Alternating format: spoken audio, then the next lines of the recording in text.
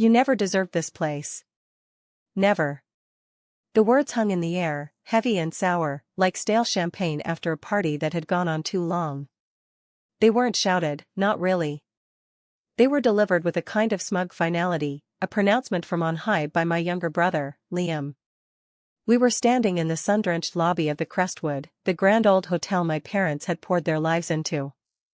Or rather, the hotel they poured their lives into, because as of yesterday, it was no longer mine. It was his. And he'd just made sure I knew exactly what he thought of me, and my right to it. My own life, before this abrupt upheaval, had been a quiet hum of routine. Morning started early, the smell of brewing coffee and old wood greeting me as I walked the familiar hallways of the Crestwood. I managed the day-to-day, the bookings, the staff, the endless little crises that kept a place like this running.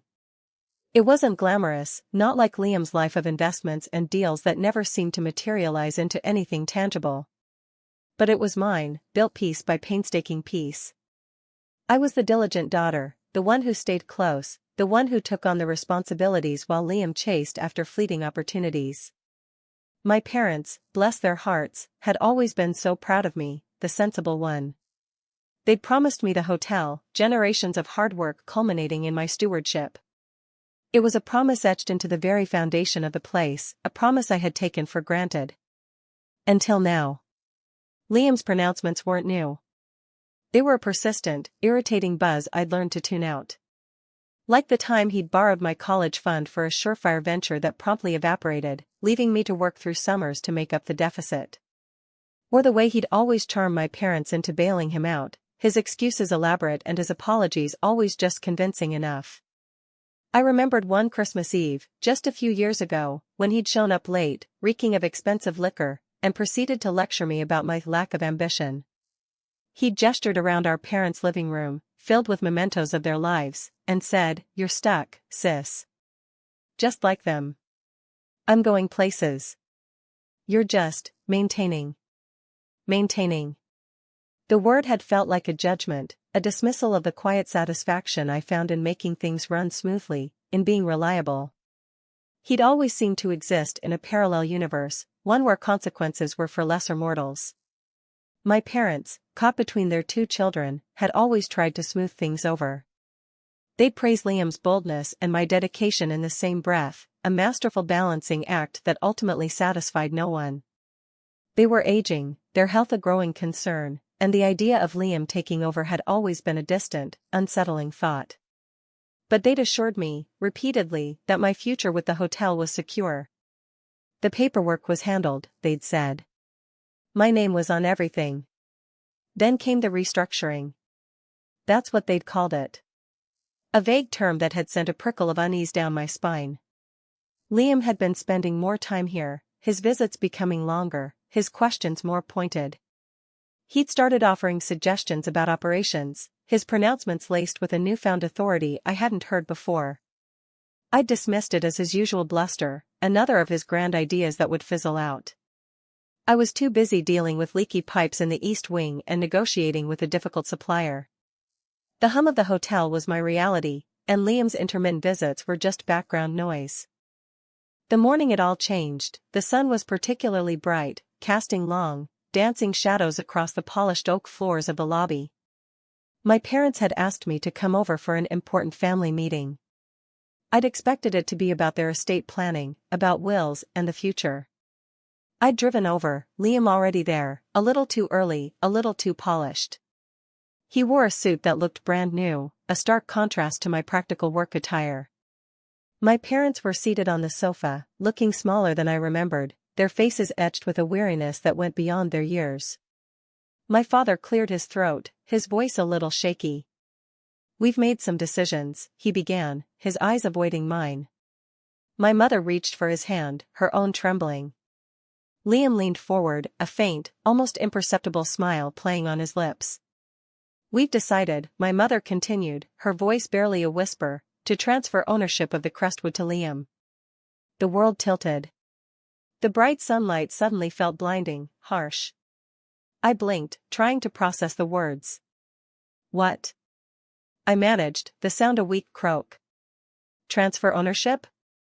But you said," my eyes darted to my parents, their averted gazes confirming the unspoken. Liam chuckled, a low, rumbling sound that grated on my nerves. "It's all done, sis," he said, his voice dripping with a false sweetness. "The paperwork is all sort D legal and binding." He looked directly at me then, and the smugness in his eyes was a physical blow. "Besides," he added, leaning back, the picture of casual dominance, "you never deserved this place." Never. The silence that followed was deafening. It was the sound of promises shattering, of years of loyalty and hard work rendered meaningless. I looked at my parents, their faces a mask of regret and resignation, and I felt a profound sense of loss that had nothing to do with the hotel itself, and everything to do with the people I thought I knew. Liam's words echoed in my head, "You never deserved this place." The audacity. The cruelty. It wasn't just about the hotel anymore. It was about a lifetime of being underestimated, of being the reliable one who was always overlooked. I stood up, my legs feeling strangely numb. I didn't shout. I didn't cry. The shock had a peculiar effect, freezing everything but my resolve. I looked at Liam, at his smug face, at my parents' bowed heads. And then I turned and walked out. The drive back to the Crestwood was a blur.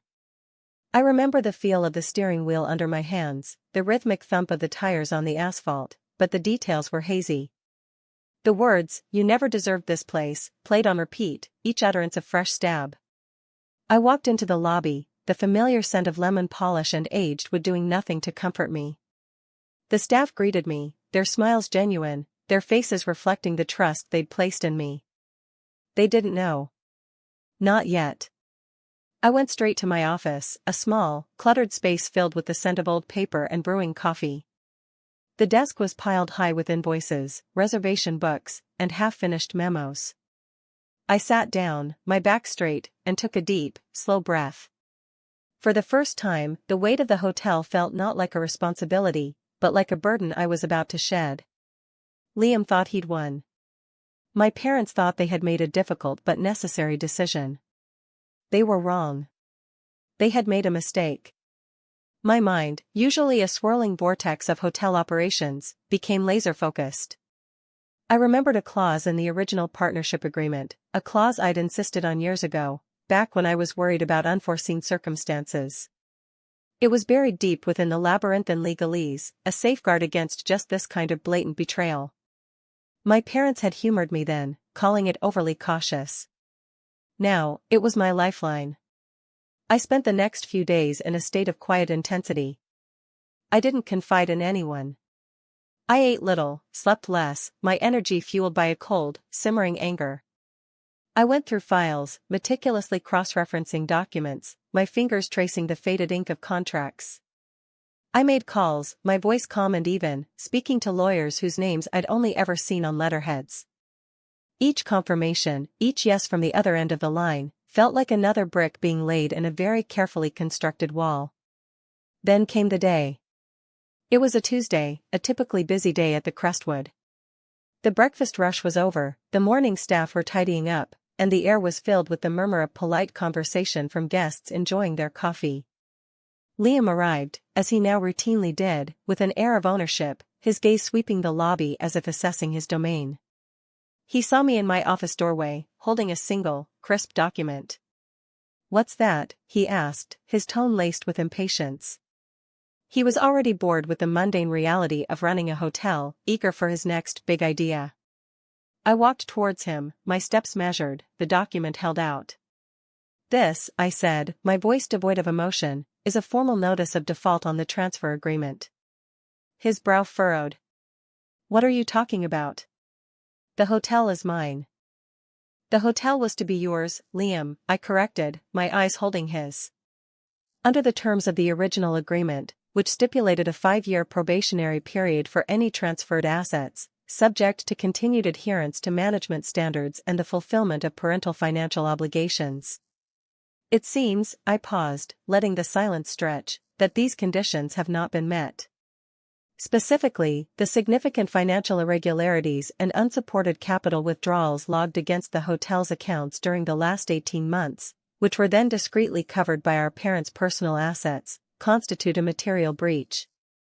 His smugness began to falter, replaced by a flicker of confusion, then alarm. His gaze dropped to the document in my hand, then back to my face. My parents guaranteed those funds, he stammered, his voice losing its usual bravado. That was just business. Business that depleted the hotel's reserves and placed an undue financial burden on my parents' personal finances, which were, in turn, directly linked to the hotel's overall valuation, I stated, my voice remaining infuriatingly calm. The clause, which you clearly never bothered to read, gives me the right to reclaim the asset in such circumstances, with full repayment of any external capital injected, minus proven operational discrepancies. I gestured around the lobby. Essentially, Liam, the hotel is no longer legally yours. It reverts back to my control. And the repayment you'll owe will ensure you won't be investing for a very long time. The color drained from his face. The arrogance evaporated, leaving behind a pale, bewildered man. He opened his mouth, but no words came out. He looked from me to the document, his eyes wide with dawning horror. It was a priceless expression to witness, the utter deflation of his inflated ego. He had spent years believing he was untouchable, destined for greatness, and now, he was just a fool caught in his own web. The next few weeks were a whirlwind of frantic calls and desperate attempts to rally support. Liam, stripped of his entitlement, was a pathetic figure. He tried to demand access, to threaten legal action, but the paperwork was ironclad. My parents, guilt-ridden and ashamed, offered no defense for him, their silence a damning indictment of his actions. The whisper started, of course. Liam had always been a character in family lore, the charming rogue. Now, he was the greedy brother who tried to steal his sister's inheritance. The social consequences, once a distant possibility, were now his reality. His few business partners conveniently disappeared. His name became synonymous with unreliable, with untrustworthy. I resumed my duties at the Crestwood, the familiar rhythm of the hotel a comforting balm. The lobby felt different, though. It was no longer a symbol of a promise made, but of a victory won. Liam's desperate texts and voicemails went unanswered, a constant reminder of his downfall. He eventually stopped. I suppose he had to face the music, or more likely, the silence. There was no triumph in the victory, no elation. Just a quiet, profound sense of equilibrium restored. The hotel was mine, not through inheritance, but through resilience. And Liam? He had finally proven he deserved exactly what he got. Nothing.